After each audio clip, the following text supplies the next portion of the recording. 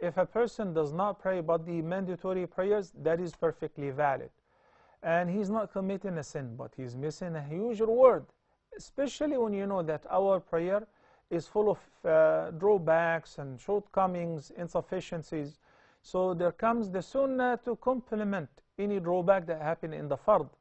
And there is a hadith in this respect. The Prophet ﷺ says the first question on the Day of Judgment to the believers will be concerning the prayer. So if it was done properly, then the person will be saved. Otherwise, Allah will ask the angels to check out the record of his servant. He may have some nawafil, the sunnah. If yes, then from the nawafil, the reward will complete and complement the drawbacks, the insufficiency in the fard prayer, and then he will be saved. So this is, one of the greatest benefits of praying sunnah.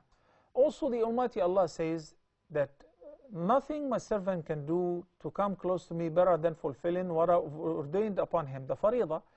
And then he said, my servant will continue to draw closer and closer towards me through offering the nawafil, the sunan, like the sunnah before dhuhr, after maghrib, after isha, the witr, night prayer, until I love him. Then when Allah loves one of his servants, he's saved.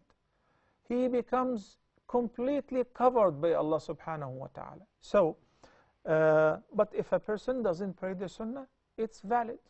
Okay.